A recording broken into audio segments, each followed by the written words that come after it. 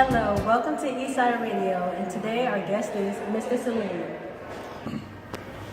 Well, Mr. Saleem, what is your position and what do you do at Eastside? I supervise the Department of Business Education and Technology here at the three schools of Eastside High School, at School of Culinary Arts and School of Government.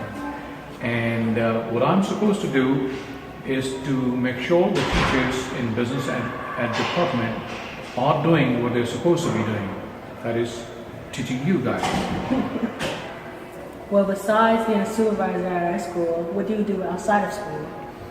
Now, long before you came to Eastside High School, I started teaching here in 2005 as an English teacher.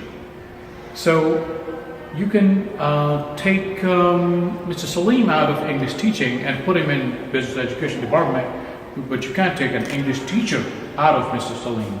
So what I do, I moonlight as an English teacher. So I still teach English. I teach English writing at college, and that's how I meet my catharsis. And also, I'm a writer and I read. That's in addition to my day's worth of work that I do. Oh wow! Oh wow, that was interesting. What words of advice will you give students that's trying to be English teachers as well? Now, like many of our students, I was also an average student. I was not an A student, when I started my career. And I know many of other teachers in the school, were not A students, when they started, when they were in college or when they were in school. So that means what? All you need is that little spark or that little focus to do something, that your parents want you to do, right? Your parents, want you to do something. So if you just focus on that, they will, if it is not here now, there will come a point when you say, all right, man, I gotta now go this and I gotta go a particular way. That's when some teacher, some uncle, somebody would come in and help you out and put you in the right direction.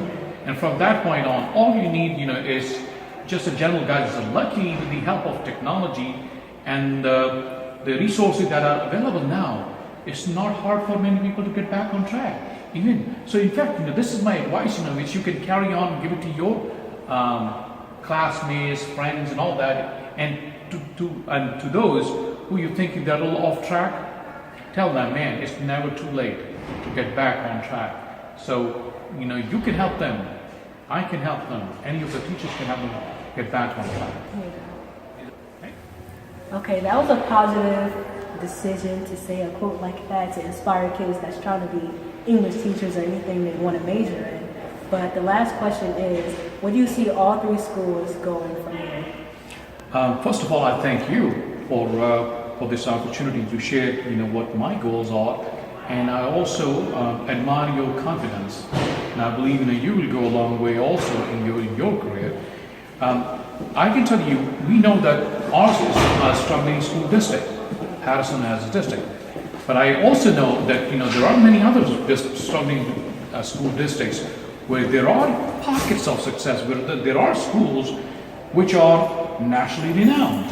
And we have some schools like this. There's one in Jersey City, and we have in our own district, we have schools which are nationally recognized. We have a gifted and talented school here. So I believe Eastside is also on its way up. So I believe soon you will see that this school is also being recognized and one of the top schools, in the U.S. News and World Report. Okay, so you will see that that we are not far from there because of the guidance, that we are receiving, from our top management, people at the top level. They are looking forward to, great achievements. And our school is coming back to local control. Our district is coming back to school local control. There's a lot, there's good things are happening, and I'm very positive, very optimistic about the future of this school and the school district itself. Well, thank you for your time. Oh, thank you, and thank you, Eastside Radio. You're welcome. Thank you very much. You're welcome. That's all. Join us next time, Eastside Cats Radio. to Eastside Radio Show. For today's guest, we have Sergeant First Class Branwell. what is it that you teach here, and how long have you been here? Well, I teach military science and I've been here 14 years. What exactly is military science? Military science is a class that teaches the student how to be a good citizen in the community, how to conduct themselves with discipline, and carry themselves as a good citizen in the community. What can students learn about the armed forces, and what can the armed forces offer us?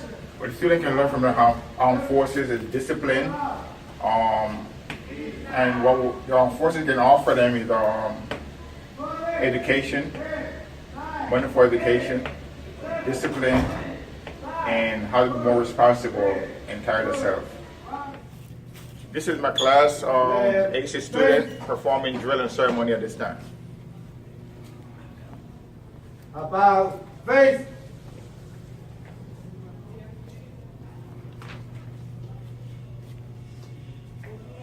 Parade rest. Parade rest.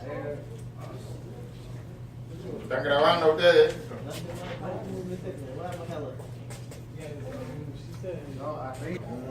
Right now they're practicing how to conduct drill and ceremony, getting ready for an exam on the drill and ceremony portion of GRTC.